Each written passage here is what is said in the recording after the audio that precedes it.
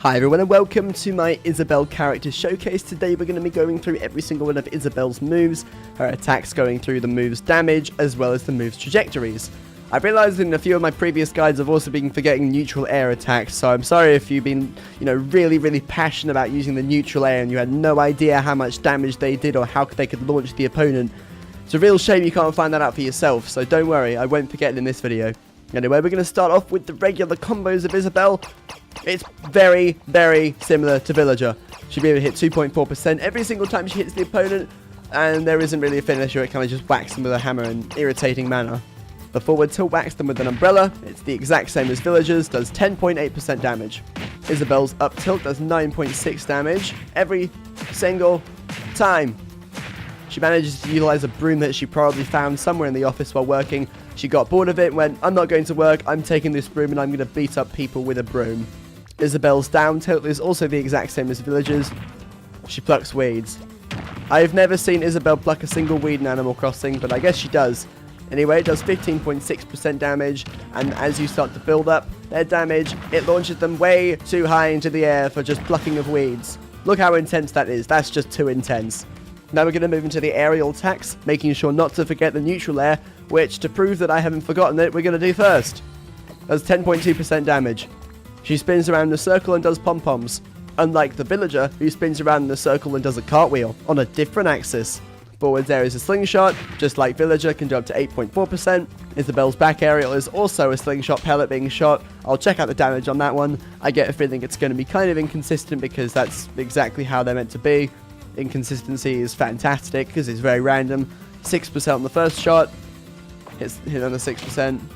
6%. Always hitting 6%. With the occasional 10.8% if you get lucky.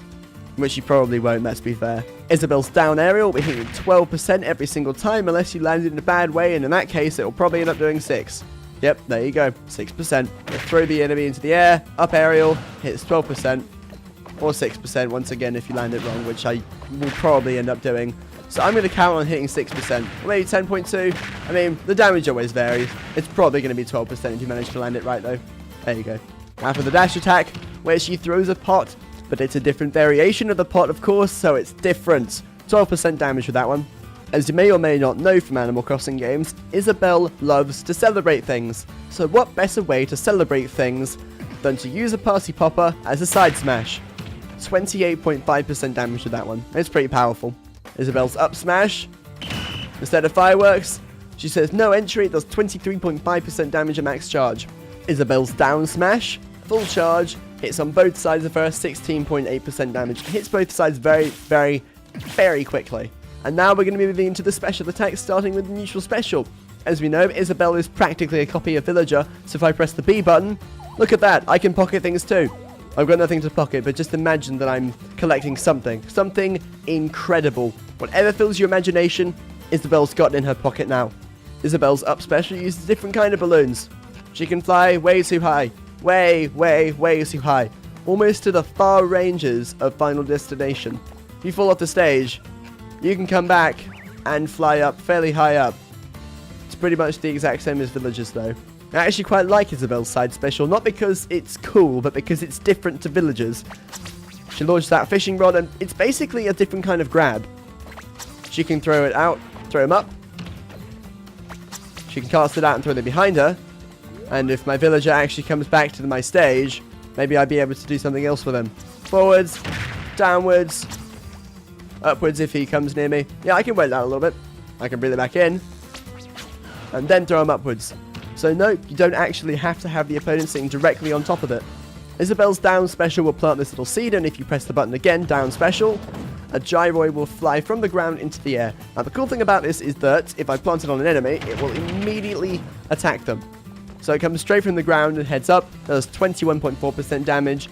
But you know, I can leave this over here, and if that Villager was stupid enough to walk on top of it, it would activate the second it touches it. It's almost like a motion sensor combined with a really annoying gyroid that flies into the air. Now that we've fixed our Villager's damage at 75% and enabled the trajectory guides, we'll be able to showcase the trajectories of every single one of Isabelle's moves. Starting with, of course, the throws. I like to start off with the throws, they're lots of fun. Grab the Villager, chuck him into the air. Yes, you will notice that you happen to have a butterfly net the same way that Villager does. But that aside, you can throw the opponent quite high into the air, and that's all that matters. Isabelle's down throw actually doesn't launch them too far away, hits them up into the air a bit but not too far, so if you want to lean into with any combination like any aerial moves, side aerial or neutral aerial, then go ahead, it'll probably work quite well. If you don't like the opponent, throw them away, they won't be coming back anytime soon. And the back throw throws them quite far away. Dang, he can jump. And now it's time for the side smash. Let's see how far away I can launch my villager using this one party popper. Really far. Probably further than many of the other characters that I've seen, including the heavy classes. And Isabelle is very light and very quick. And now for the up smash. No entry. Goodbye, villager. That would definitely kill at 75%. Will I be able to use his buckets of water to kill him? Well, the answer is not quite, but it launched them very far away. Now, after an up throw, you can easily lead in with some annoying turnip attacks, or if they're coming down to the ground, maybe you could go in with a neutral air followed by a forwards air to get them back to the ground, do a bit of damage, whatever you want to do. Downwards throw leads in with a snipe. Snipes are annoying. I'll try using a neutral air here as well. Yes, you can. If you use a neutral air, you're probably not going to be able to land a forwards aerial though. I actually wanted to showcase Isabelle's trajectories for the tilting attacks as well, because look how powerful that umbrella was. Her up tilt with the broom doesn't hit them too high into the air, but I mean, they come straight back down again. You can just keep on whacking them over and over again. And you know how I said the down tilt gets pretty crazy? That's at 75%. It's absurd. And you probably think that the forwards aerial wouldn't have any potential to launch whatsoever. However, take a look at this. Look at that, 8.4 damage. And you can launch the villager quite far away. Or if you're not versing villager, you can launch anyone quite far away. It's very annoying if you're accurate with your edge guarding, because if they try to recover from it, you can just keep on shooting them back over and over again, build up the percentages and do more damage and launch them even further each time. The back aerial is pretty much the same. It launches them even further, but only if you're able to land it in like the perfect spot, which is pretty random. The up aerial hits the opponent quite high, only if you manage to land it in a good spot. There we go. I've got it. That's the chain. That's it. You are able to spike with a down aerial, but only if you manage to land in the very center of the character. Otherwise, you'll be launching them to the left or right, like so. There we go. Now let's take a look at our neutral air to see how far our pom-pom's going to launch our opponent. Well, not too far.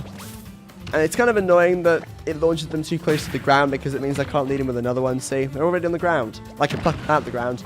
Then dash in for another one. Amazing. And now, for the trajectory of the pocket. It has absolutely none whatsoever. And for the up special, once again, only has trajectory on me. I can fly away. Side special, of course, is going to have trajectory based on where you're throwing them. Throwing them up. Throwing them down. And throwing them behind me. So there you go. And the down special, of course, is going to be launching them high into the air. And even higher into the air. Alright, Isabelle, we're going to be showing off your final smash. Make sure that the viewers can see that you are not a direct copy of Villager. This is the moment, people. If this final smash is the exact same as Villager's, then Isabelle is basically Villager, copy-pasted. Let's see. Oh no, it's practically the same, but it builds them into a town hall. Of course it does, of course it does. It's kind of cute though, so I still like it, even if it is a pretty much direct copy of Villager. It doesn't really matter all that much. Anyway, it does 54.5% damage. And with our throwback to Animal Crossing done in Super Smash Bros. Ultimate, that pretty much sums up the video. We have now successfully gone through every single one of Isabelle's attacks, both in the damage field and the trajectory field. If you like this video or you managed to learn something from it, be sure to give this video a like. Go down to the comments, let me know what you liked about it, what you may have learnt, and if there are any other characters that you would like me to play in future, please let me know. I've always said in all my other guide videos that I'll be playing all of the new characters, but if there are any other characters from older Smash Bros games, or maybe Echo Fighters that you want to see a bit more, let me know, and I'll get around to those as soon as possible. Anyway, thanks so much for stopping by, and I hope to see all of you in the next video. Goodbye.